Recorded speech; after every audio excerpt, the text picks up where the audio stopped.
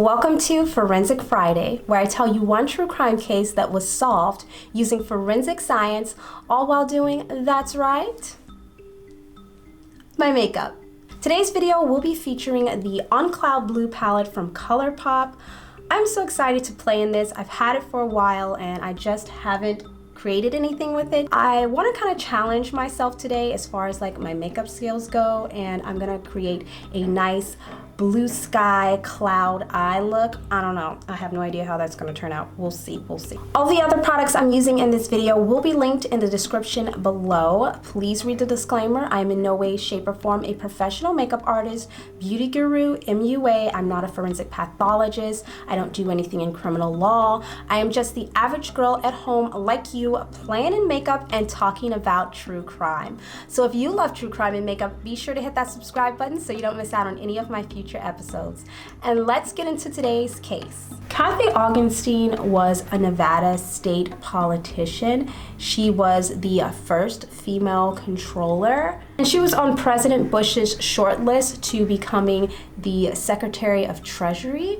I mean, the girl was badass, it sounds like to me. Colleagues described her as colorful and a force of nature, and she quickly rose to stardom in her field. But that stardom was short-lived because in 2004, she was accused of violating election laws by her political opposers, and her case was brought before the state's legislature. I cannot, guys. That word, legislature. Kathy was hoping to get what she called a fair and non-partisan trial.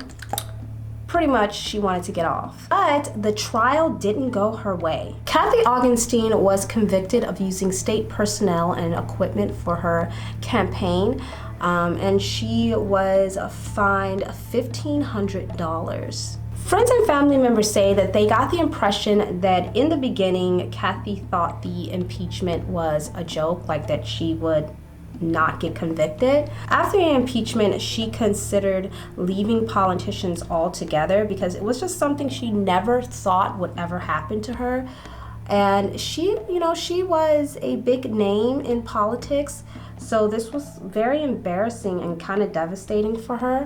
But Kathy really wanted to clear her name because she was really good at what she did, and she did love the work. It was just now her name was kind of tarnished, and it was a little bit difficult for her to move in her field as she had been doing before. So 2 years later, Kathy ran again for state treasurer. But midway through her campaign, Kathy became mysteriously ill, and her husband, Chad Higgs, called the police. When the paramedics arrived, Kathy was, she was barely alive.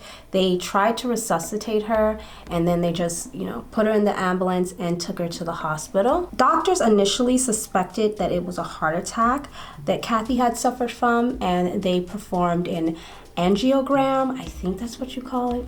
Don't quote me on that. I believe it's an angiogram. But it showed no blockages, and Kathy's condition continued to worsen. She was in a coma, and after 5 days, her family made the difficult decision to pull her from life support.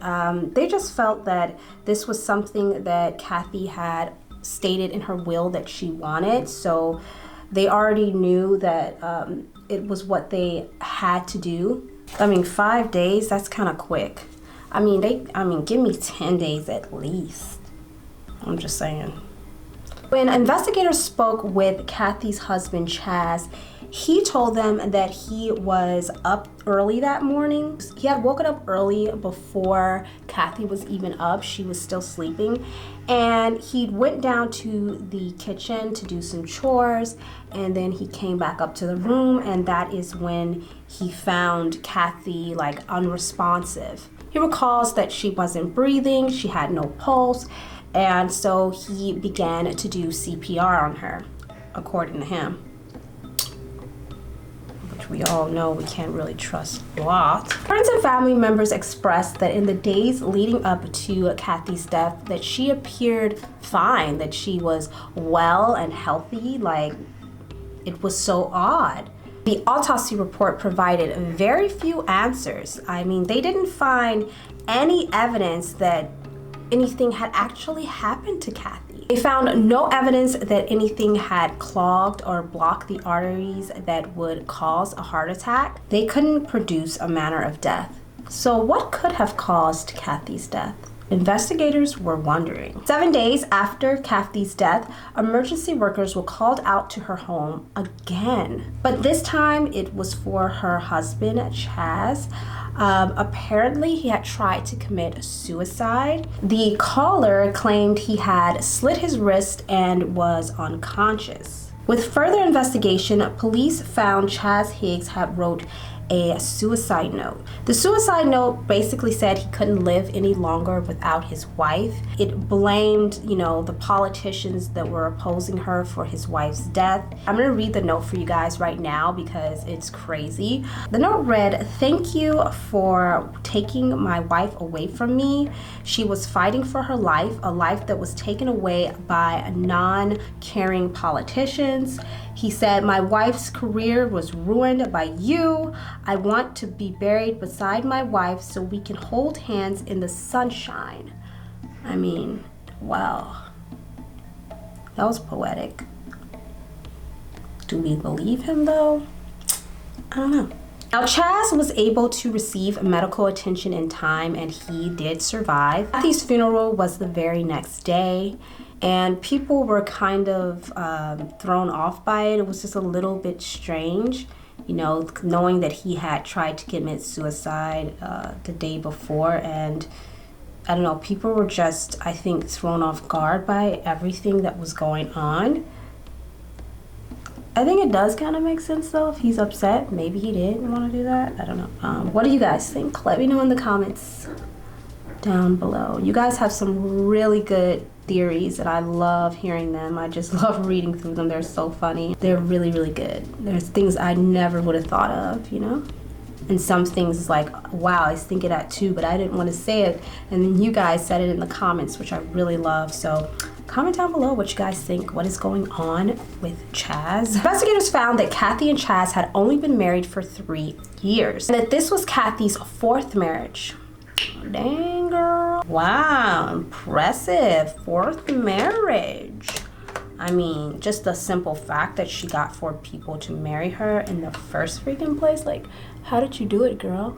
Give me your secret. I want to know. Now, her previous husband, Charles Augenstein, was an airline pilot.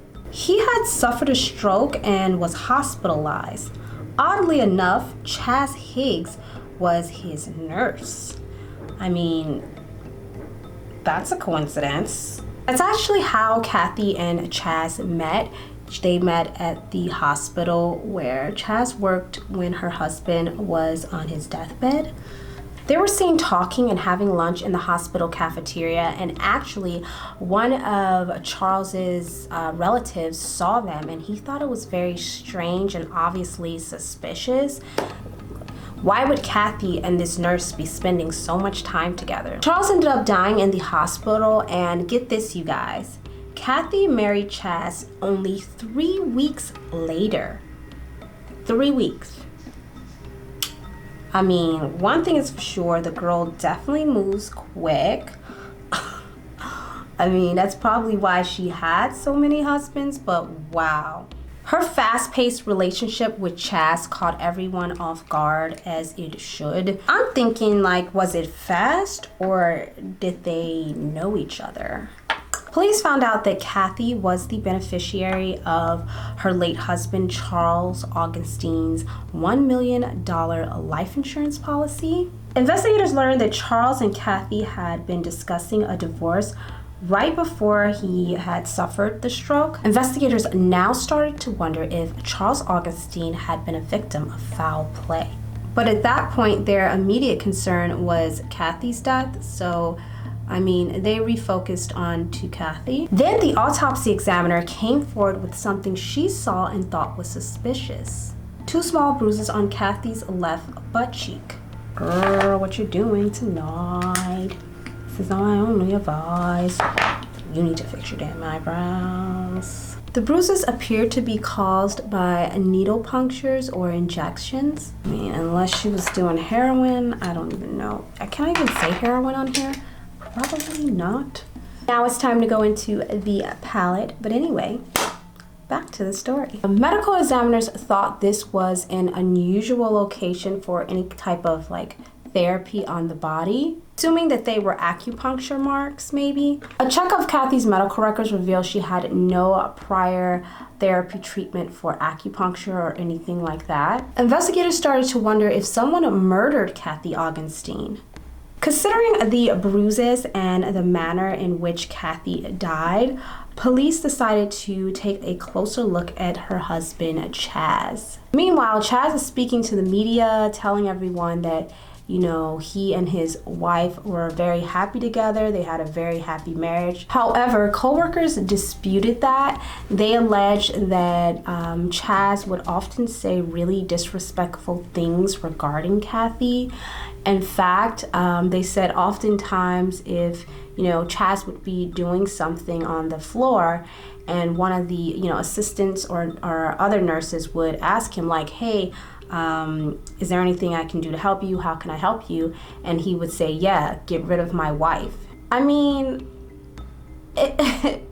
that's not funny. Investigators checked his computer and they found out that he was having an affair with multiple women. The emails that he wrote were they were pretty intense. I wrote a few emails to one woman saying, you know, in regards to Kathy, that she made his life a living hell and that she is incredibly controlling. And, you know, he told her, you touch my heart and all this stuff. This woman actually was a co-worker of his at the time as well. And at some point he wrote to her, I'm doing everything I can to make this blank B word crazy, and it's working. Like, why would you do that? This is proof that men do actually try to make us crazy on purpose. This is proof. This is finally, I got the proof, which I've always suspected. I've always suspected that.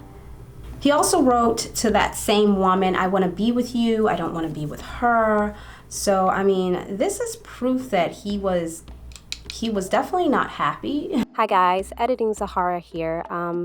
I seem to have misplaced some clips from this video, so I am just here to voice them over, and I hope you guys enjoy. Investigators also became suspicious when they re-listened to his entire 911 call. They thought that he did not sound like the panicking, grief-stricken husband he should have been. He seemed very calm and nonchalant, and the ambulance workers also told police that Chaz didn't appear concerned. He sat in the passenger seat reading a newspaper while his wife was being rushed to the hospital. A friend of Kathy's told police she had a conversation with her the night before she died, and she said her 3-year marriage to Chaz Higgs was over. Chaz had asked her for a divorce. Kathy's estate was worth over $1 million.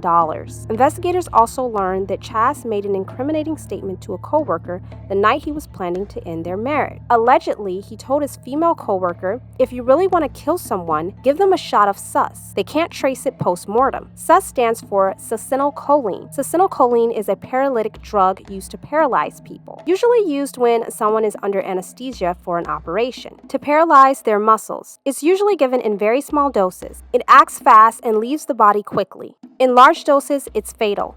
And as Chase was a critical care nurse, it is a drug he would have access to.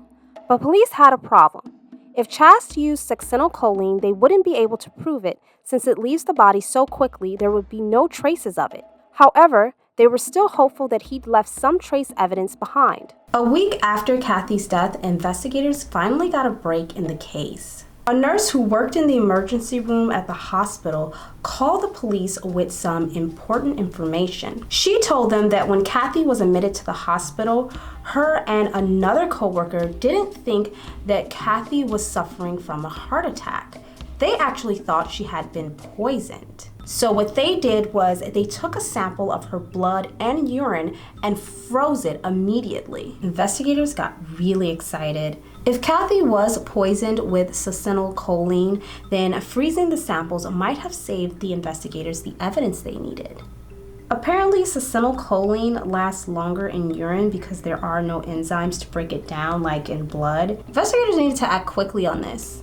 They took the samples to one of the only 2 labs in the country at that time that could test succinylcholine. They took it to the FBI lab in Virginia. There, the sample was compared to liquid chromatography mass spectrometry, and what do you know? Kathy's urine came back positive for succinylcholine. Had they not frozen the samples immediately, they would have been useless. Investigators found a stack of 3x5 cards in Chaz's car. Very top card told all of the uses and doses of succinylcholine, and Chaz was arrested. Investigators started to wonder if Charles Augenstein had also been murdered. Kathy Augenstein's death was ruled a homicide. Chaz denied any involvement in the death of his wife, Kathy, but given his access to the drug and his most recent statements about his wife, made him the most likely suspect. I cannot believe I just created this look. I'm shocked. She did something, y'all. Look at that. Just in time to wrap up this video, we have our lead investigator on the case, Lucy, here with us to wrap up the end of this video. We're so happy to have her here to give us some more insight on the case and just to wrap up even though she's licking me.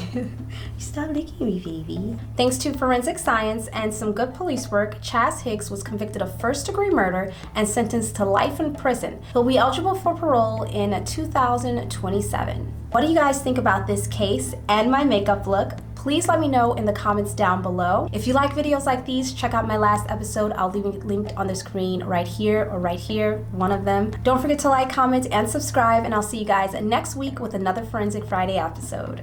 Bye!